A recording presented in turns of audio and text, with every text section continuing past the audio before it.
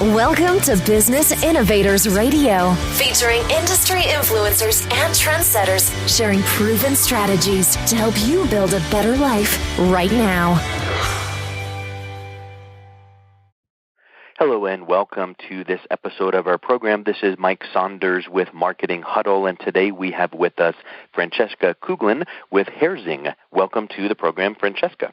Hey, thank you, Mike. I've been looking forward to this. Good. Well, let's just get started getting to know you a little bit. Tell us about your background and what is the company Herzing all about? Well, my background is, I started, I've been entrepreneurial since I was a little kid, and I started my first company right out of college, actually 3 months out of college with $250. Had never taken a business course. At the time, I thought business was evil. So even though I had always been interested in business and an entrepreneurial little kid with my own babysitting agency by the age of 12, and I think I was the top Girl Scout selling cookie person in all of New Jersey, I thought business was evil. So that was dumb. That was not smart, but I was accepted to law school. One of my professors said to me, "Do not become an attorney, it will kill you, and you should come and clerk for me." I did for like a month and a half, and he was so right. And at that point, I was 3 months out of college, had nothing going, so I said, I'll just start a business while I figure out my next step. And that was 30-something years ago. So that is kind of my background. I sold my first company then 11 years later without taking any loans or having any venture capital, because you could imagine how many banks wanted to invest in me at that time. But I sold my first company to Newell Rubbermaid 11 years later, and then I started my second company. It was also successful, and it did product development and design for large Walmart and QVC and Kuglen Glass, which is the largest glass manufacturer out of Malaysia.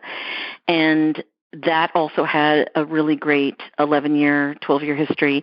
And then I invented a product and decided to put it into patent, and nobody would license it. So I thought, I'll just do this myself, and I'm getting my ass kicked. And that is the third company.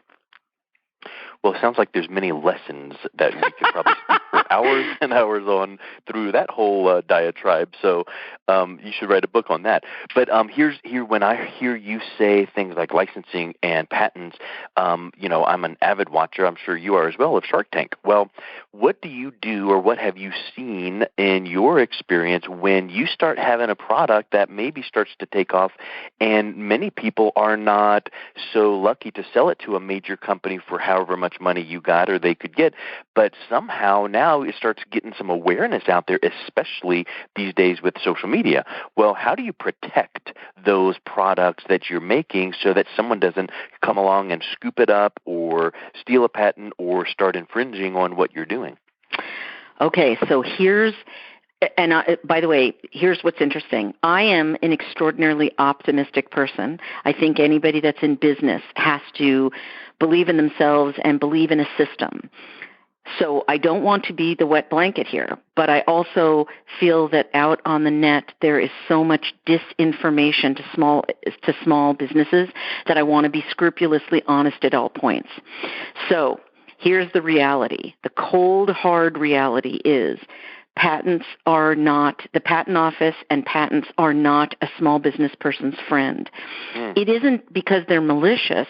It's simply because it's a bureaucracy and it is not intended to protect small businesses. So the reality is you can have I have multiple patents, and I can guarantee you I have made more money on copyright and trademark infringement than I have ever made on patent infringement. And I've had quite a lot of all of them. It's the other reason that Amazon will step in, because trademark and copyright infringement are really simple. Patent infringement is not. And it costs $1 million now in the United States to bring a patent lawsuit. So I'm giving you the bad news first. Now, that's kind of like I'm going to liken patents to flossing your teeth. So you have to floss your teeth, because if you don't, you're going to get gingivitis and your teeth will fall out. Right. So it doesn't mean that you still won't get gingivitis. It doesn't mean that you still won't have to have root canals. It's a necessary evil. It's a necessary evil. So here's what I tell people. It costs about $15,000 to file a patent now in the United States. And unlike, if somebody, for example, if someone breaks into your home and hog ties you and steals your stuff, the district attorney for criminal cases will step in and defend you. You don't have to hire an attorney to do that. But that's not the case in patents. In patents and in civil law, if somebody breaks down your door and steals your patent and starts knocking you off, there is no entity that's going to step up for you. You have to pay an attorney to do it. So if we're going to be just honest, because that is one of the experiences that I've had. In fact, I was copied so exactly by one of the largest infomercial companies in the world that they nearly bankrupted me, and they made approximately, I think, $61 million selling my product. So we can go into a whole podcast on that. But what I'm telling you is, so when you ask me this, and any of your listeners that is listening, I'm telling you what I know from not just pithy, rah, get out there. I'm telling you the cold, hard reality of what's out there. Patents are a necessary evil. I still get them. And I still file for them, but I know everything. But you don't hang your hat up and go. I don't hang my hat on them. Yeah, yes. I am safe and good to go. Isn't it kind of like, it made me think of something. You've heard this in the past, where you might not have the home security system hooked up to your house, but you put that ADT sign in your yard and on your windows, and it makes people think that, I better. Now, there's some thieves that'll still come in, and even if the alarm's ringing, they're going to grab stuff and run, but at least it's going to deter most. So exactly. If you have a patent, and you have patent 1, 2, 3, 4, 5, 6, filed in whatever year, then maybe that's going to deter most people from infringing. But the big 800-pound gorillas, like you mentioned, they're going to say, good luck. They're not going to sue me. We're going to beat them anyway. Yes. Now here is what's brilliant about being the David and Goliath. This is one of the reasons I embrace and am so passionate about small business, because small business can be more nimble and smart than any large bureaucracy. Seriously, absolutely, without a doubt.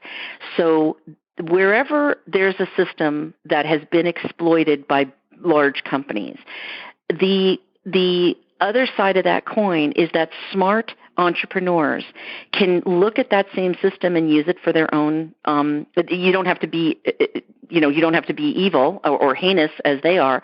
But what you can do is you can use it to your benefit.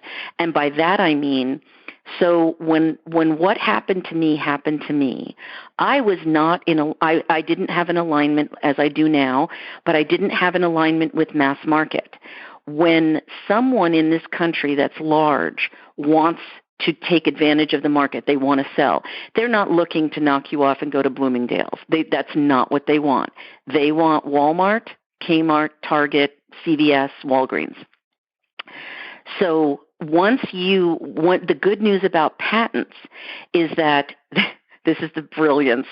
A retailer, if you have a patent, a retailer like Walmart knows that once they've been notified that they are in patent infringement, it doesn't mean Walmart had to make that product. It simply means they're selling it.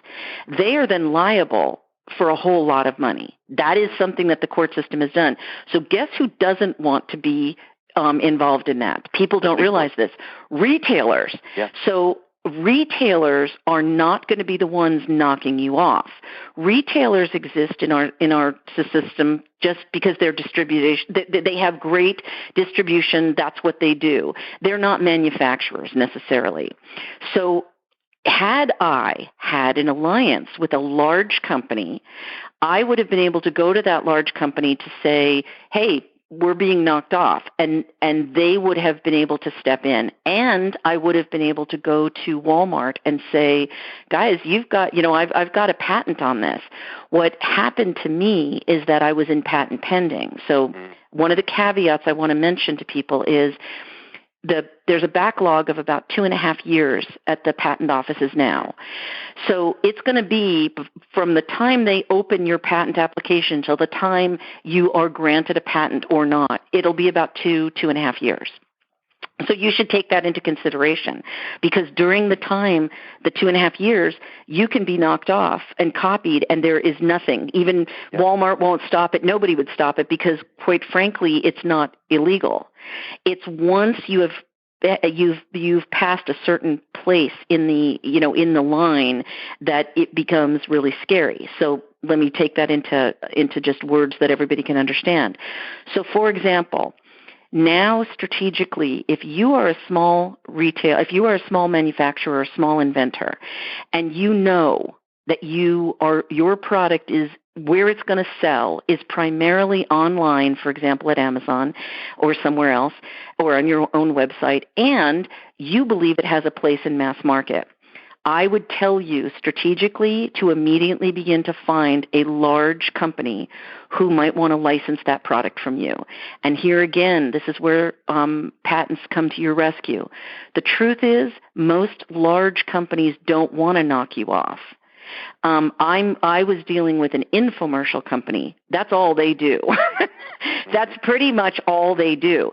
But when you're talking about someone like 3M or Goody or Conair or a company of that merit, they're really not interested in knocking you off. They're more interested in getting to market fast. If you have a patent or you are already well along the way to a patent, you're in patent pending, you'll be able to strike a licensing deal. And then conversely, on the other side of that, let's say that you are a small manufacturer and you've already licensed it to somebody. Let's say you've licensed it to Conair, and Conair has it out in the mass market. Well, good for you, because guess what?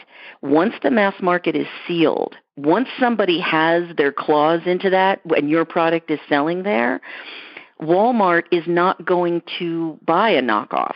They have no reason to. Does that make sense?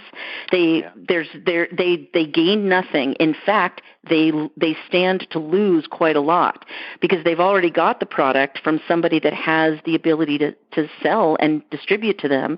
And now, if they're starting to carry a knockoff, they're responsible for 3 times, they could be held responsible for 3 times the profit of that product, plus all the punitive damages and everything else.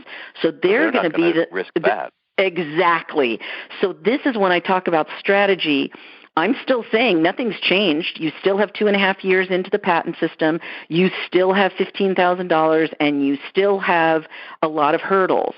But if you look at the reality and you think strategically, which luckily anybody listening to this podcast is smarter than just about any executive at any large company, you're going to be able to think strategically and figure out, I'm going to let my patent sit there for maybe a year with nobody knowing about it, and then I'm going to start my interviews, or and trying to license it. Or I'm going to start right now, and I'm going to make part of my negotiations that I have only put down $300 to file my patent. I'm going to make my licensing agreement include that the company has to pay that $15,000 for me, but it's still my patent. There's a lot of strategy that goes into it. So rather than telling people, yes, go out and spend $15,000 and you are going to be protected, that is not the case. That is absolutely not the case. You need to absolutely. Does an NDA help protect you when you do start talking about it? Does an NDA? Yeah. This is such a good question. My experience has been, and this is 30 years of experience, I have licensed a flood of products. My products have been licensed to really large, medium-sized, small companies. So what I would tell you is an NDA, a confidentiality agreement, non-disclosure or confidentiality, will protect you, and who generally signs those are small to mid-sized companies. Mm-hmm. Large conglomerates. The big guys won't play that. they don't play it. And so that's where inventors freeze and they say, oh my goodness, well then I'm not going to show it. And my strategy, remember, we have our brains, which are functioning on more levels at any given time than any bureaucrat in any large company is. So my experience is you just use that to your advantage, which is you document every single thing. You keep a running log of, on May 1st, I spoke to so-and-so at such and such large company. This is what we discussed. These are the people that were on the phone call. You keep a running diary because the courts have been very, very generous to small inventors that have been knocked off when they can actually prove that they were set up. Do you see what I'm saying? That this large company said, we don't sign NDAs. And then they snatched your product. Yeah. And there's now with social media, this is the other beautiful thing. With social media, the way that it is, it's not like it used to be. Like in what's that phenomenal movie? I love it. I was just going to mention it, but it's the one where the inventor was knocked off and with the intermittent windshield wipers.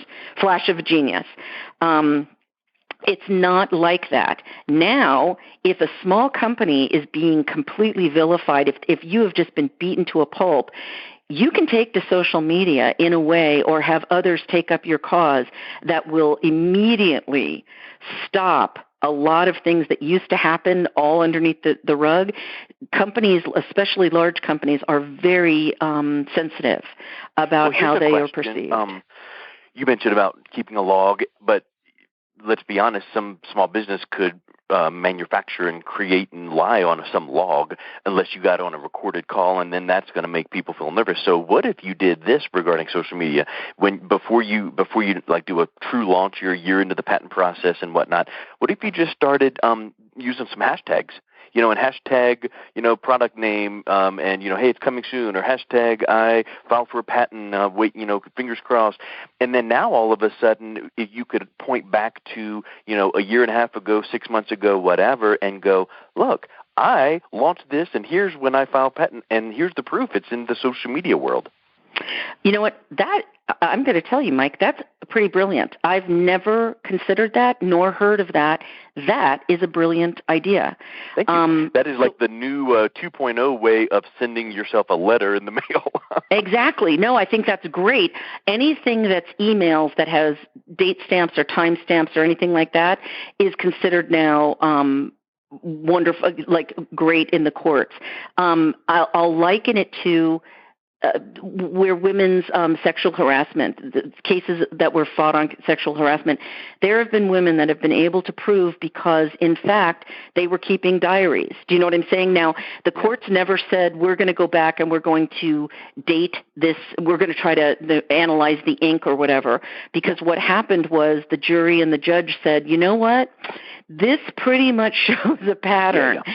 And so my experience has been that small companies and inventors have a lot of strategies that they can do, and I love this hashtag one, and in fact, I'm going to use that.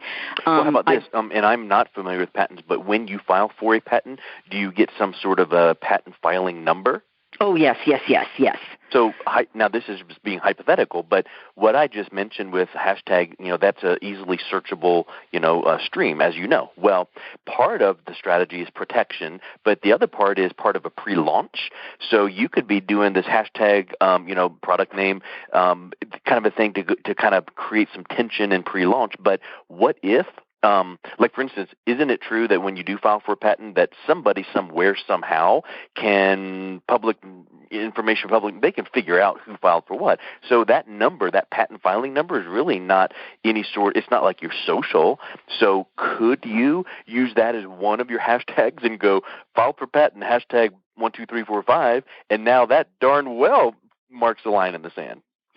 You certainly could, and it gets into some legal issues there that are kind of dense, that you're that the listeners probably don't want to go into, but you are on the right track, which is what you're trying to do is show that from the very beginning, your intention was always to license your product or to get it to market or something. That your intention has never wavered, that that's what you were doing. And then, for example, so here's something, another easy one that everybody that has a computer can do.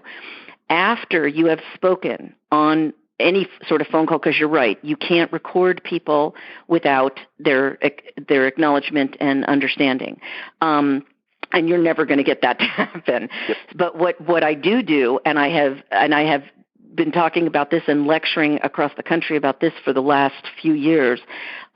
After every email, after every phone call, you follow up, and also if you have a face-to-face meeting, you follow up with an email.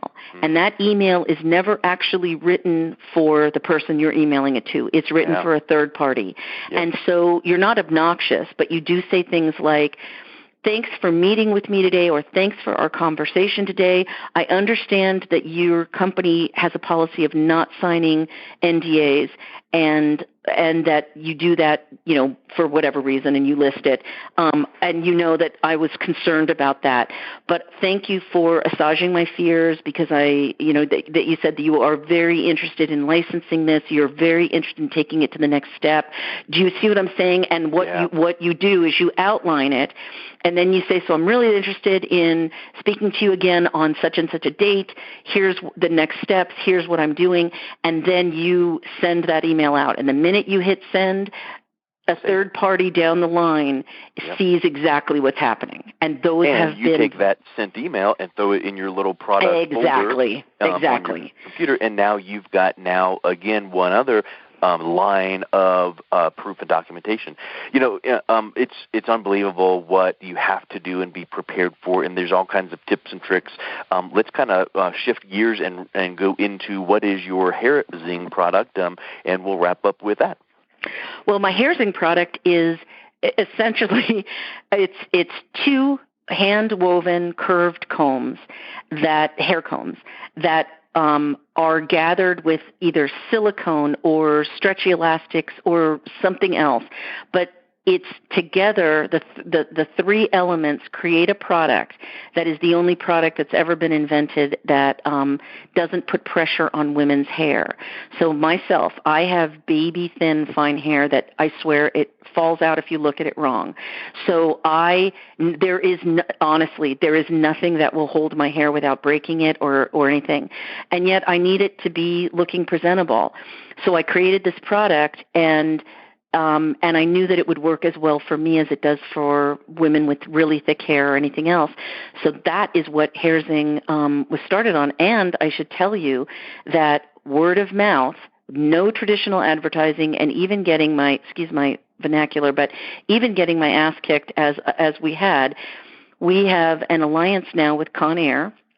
And we have sold 5 million units by word of mouth alone all over the globe.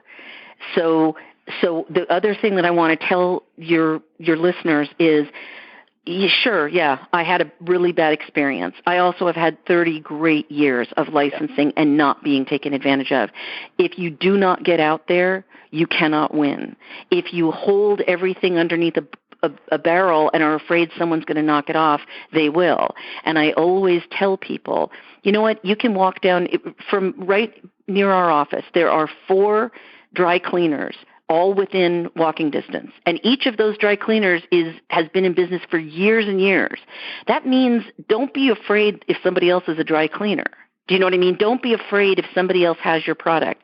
The reality is, even though that company knocked us off and made tens of millions of dollars, I've still been able to sell 5 million. We're gaining in profitability, and we're moving, and I have a patent now, and they can't knock it off again. So I encourage people to move past your fear. I'm not glad it happened the way it happened, but I think you have got to be out in the water if you expect to surf. Yeah, and you can always The Bible teaches that if you don't be like the person that says, I'm too scared to go out in the streets, there might be a lion out there. And in today's vernacular, it's I might be sued, or I might have my product ripped off, so I'm not even going to get in business in the first place. Well, you align with some good mentors and strategic alliances and pick up some little tips and tricks like what you have taught today, and you get out there and get it done. And sometimes you have to learn and skin your knees and pick yourself up and keep moving on, but sometimes you have to learn from other people's mistakes and implement that in your business. And now all of a sudden, you pick your passion, you pick something that really, really gets you excited, and you make it happen. But it certainly is not going to happen if you sit around going, oh, woe is me. Absolutely. And I want to remind everyone, in this country, companies that are $100 million are considered mid-size. Anything under $100 million is small. Right now, if a lot of the listeners had a $3 million business, that would not even make it on the radar screen. But I'm telling you, at $3 million in revenue, you're going to be happy. Your family's going to be happy. Yeah, sure. So do not think that there's a million people selling gum out there and mouthwash and a million other products. And the reality is you have to get into the water, and fear will take you down. Have you heard of that book that is called Fascinate by Sally Hogshead? I have not. You ought to pick it up. It's on branding, and I'm about 3/4 of the way through it, but I found myself mentioning it yesterday morning at a business meeting that I was presenting at, and there's a phrase in there that she used that I think goes along with what you just said, which is different is better than better. Yes. Meaning, you might not be better than that competitor, totally better, but you can be just enough different to kind of have a little flavor and a little twist to it and make it your own. Because like you said, a lot of people sell gum. Well, I'm sure there's some other gum company out there. There's a lot of energy drinks. There's a lot of many products, but if you can be just a little bit different, you don't have to be totally better and annihilate the competition. You just have to stand out just that little bit. Yes, and I know that we're running out of time, but what I wanted to say absolutely is small business forgets, a lot of small business people forget that you are not going to end up, chances are you're not going to end up being Uber. You're not going to be VC backed. That's just the reality. And that's completely okay. Because again, let's get back to, if you had a $3 million business, a $5 million business, and you were keeping your customers happy, you were growing at a small pace but a strong pace, you know what? You'd be really freaking happy. You'd be making more. And the other aspect is you might not have 400 employees with HR fires and issues and lawsuits. You might be able to go home at 6 o'clock at night and take 3 vacations a year. Yes, exactly. And so it's all about, in this country where it's rammed down our throats that bigger is better, that you've got to be doing billions and no, you don't. No, you don't. That is not what that's not what this country was founded on. It is one of the realities of business in this country, but there's a lot of things coming, and large companies might go down. Smaller companies can be nimble, flexible, and smarter. It happens every day across the United States, and I strongly, that's the message, which is take care of your family, build a business that's sustainable for you, and you're going to be surprised at the media might not cover $6 million businesses, but they're pretty sweet. Yep, you got it. Well, hey, thanks so much for your time. It's super to learn from you. This has been really a content-rich interview, and I appreciate your time. Thank you so much for giving me the opportunity. Sir, you're welcome. Thanks for listening to Business Innovators Radio. To hear all episodes featuring leading industry influencers and trendsetters, visit us online at businessinnovatorsradio.com today.